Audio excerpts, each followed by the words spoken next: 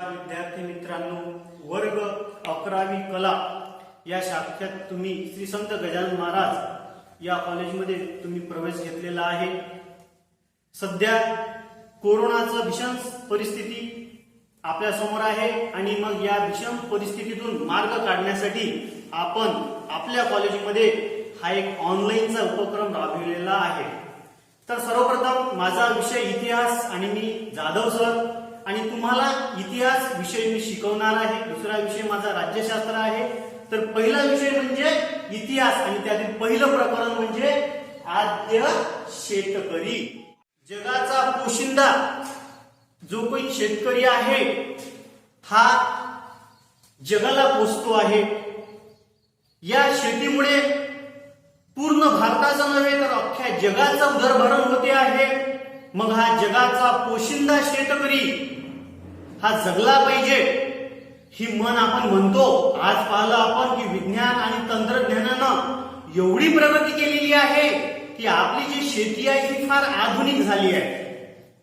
आणि शेती आधुनिक झाल्यामुळे काय झालेलं आहे, आता आपण पाहतो की आपण पूर्वीच्या काळामध्ये जी आपण लाकडाच्या सहाय्याने किंवा बैलाच्या सहाय्याने जी शेती करत होतो ती आता आपण काय करतो आहे, ती आपण ट्रॅक्टरच्या सहाय्याने किंवा इतर काही साधनं वापरून ती शेती करतो आहे। आपण पाहलो की सपोज जर आपल्याला शेतामध्ये फवारणी करायचं आहे तर आपण वेगवेगळे यंत्र वापरतो। त्याचप्रमाणे आता हातपंप न राहता आपण डायरेक्ट चार्जिंग वाले बॅटरी आलेले आहेत। पण पूर्वी असं काही नव्हतं। विद्यार्थी मित्रांनो, पूर्वी बैल सुद्धा नव्हते आणि लोक शेती ही आपल्या हाताच्या भरोशावर करत होते, आपल्या बाहूच्या भरोशावर करत होते आणि मग ही शेती शेतमावली पिकवत होती। मग हा पूर्वीचा कालखंड झाला। मग हाच आपल्याला कालखंड अनुभवायचा आहे। आपण 21व्या शतकाला बोलत नाहीये। 21व्या शतकात काय होते आहे, आता तर सुजलाम सुफलाम आहे, सर्व काही चांगलं आहे, यांत्रिकीकरण आहे, शेतीचं झालेलं आहे। लोक आता क्षणार्धात शेती करते आहे, एका दिवसात शेतीची मशागत होते आहे। पण पूर्वी हीच शेती कसण्यासाठी कित्येक दिवस जायचे, कित्येक दिवस त्यातून निघून जायचे आणि मग अशी ही शेती त्याला आद्य शेतकरी म्हणतो। आणि या शेतीमध्ये राबणारा जो काही शेतकरी आहे तो आद्य शेतकरी होता।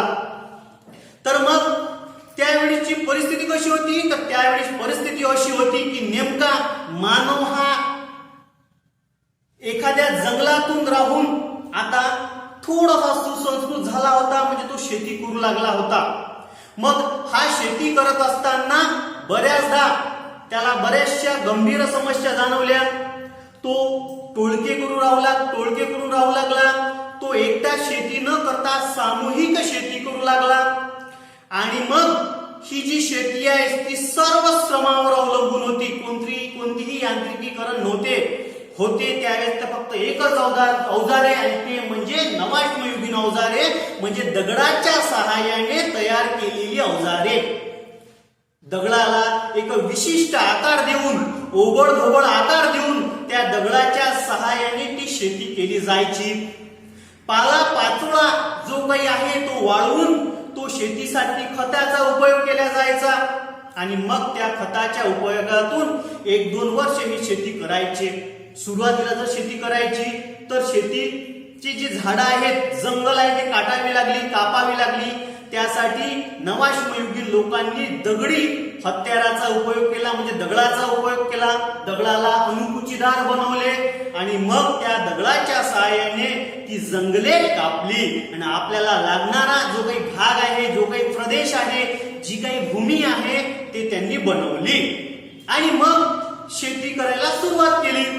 म्हणजे हा आद्य शेतकरी। आणि मग आपण पाहतो की शेती ही कालांतराने, म्हणजे हजारो वर्षांनी कालांतराने, घडीने मग काय झाली, ती डेव्हलप होत गेली। मग हा आपल्याला पूर्व इतिहास आपल्याला पाहायचा आहे, तो आपण आद्य शेतकरी मधून बघूया। तर सर्वात पहिला त्याचा पॉइंट असा आहे की नद्या काठची संस्कृती। आपण पाहिलं की त्यावेळेचे जे शेतकरी आहेत ते नद्याकाठी राहिले। का राहिलं नद्याकाठी, हा जो पॉइंट आहे की नद्या काठची संस्कृती म्हणजे नद्याकाठची म्हणजे की निसर्गाशी जवळीक असणारी। आपण पाहिलं ना की पूर्वी जे काही उत्खनन झाले, ज्या काही शोध मोहिमा राबवल्या गेल्या, या सर्वांमध्ये हे लक्षात आलं की आपले जे पूर्वज आहे ते नदीच्या काठी राहत होते. नदीच्या काठी त्यांनी गाव वसवलेली होती. मग का? तर ते निसर्गाशी जवळीक होते. त्यांना माहित होतं की ज्याप्रमाणे श्वासोश्वास करण्यासाठी ऑक्सिजनची गरज असते, त्याचप्रमाणे मानवाला पाण्याची गरज असते. आणि ही पाण्याची गरज तहान भागवण्याचं काम नदीने केलं. नदीच्या बाजूला ते राहत होते. आपला निवारा त्यांनी मांडला होता. मानवाला अन्न, वस्त्र आणि निवारा या गोष्टीची गरज असते.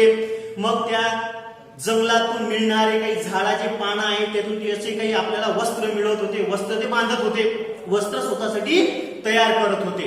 मग राहिलं अन्न, तर अन्न हे शेतीतून मिळत होते. त्याही अगोदर जाऊ तर ते जनावरे मारत होते. बरोबर आहे. मग त्यावेळेस शेती सुद्धा करायची आणि जनावरांची कत्तली सुद्धा केली जायची. पण नदीच्या काठी राहिल्यामुळे त्यांना पाण्याचा मुबलक प्रमाणे साठा मिळाला. ते पाणी पिऊ लागले. सोबतच जी काही त्यांना जंगलातून साधन संपत्ती मिळेल, जे लाकूड आहे किंवा कच्चे अन्न ते शिजू लागला, तो त्याही अगोदर तो अन्न शिजवत होता, तो कच्चे मांस खात होता. आणि एक प्रकारे आपण पाहतो की त्यावेळेस कुशल मानवाने पहिली दगडी हत्यारे तयार केली. आणि ही दगडी हत्यारे कशासाठी तयार केली की फक्त या मृत प्राण्यांचे मांस कापण्यासाठी, त्याला वेगळं करण्यासाठी, त्याचं मांस वेगळं करण्यासाठी, त्याचे कातडीचे मांस खरडण्यासाठी ही दगडी हत्यारे होती.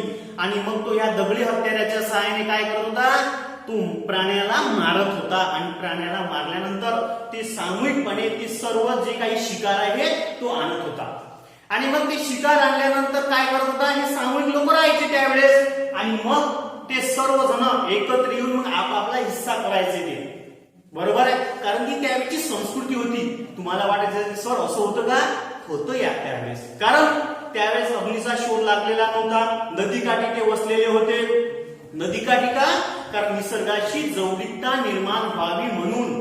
आणि मग असे आपणच नाही तर मेसोपोटिया, इजिप्त, चीन आणि भारत या देशांमधल्या वेगवेगळ्या संस्कृती नदीकाठी वसलेल्या आहेत. इजिप्तची संस्कृती, गंगेच्या काठी आपण वसलेली संस्कृती, किंवा भारतामध्ये वेगवेगळ्या ज्या मोठ्या मोठ्या नद्या आहेत, या सर्व नद्याकाठी ही संस्कृती वसलेली तुम्हाला दिसून येईल. ज्या ज्या वेळेस इतिहासामध्ये शोध झाले, शोध घेण्यात आले, संशोधन करण्यात आले, त्यावेळेस आपल्याला एक लक्षात आलं की सर्वात जास्त संस्कृती ही नदीकाठी वसलेली होती.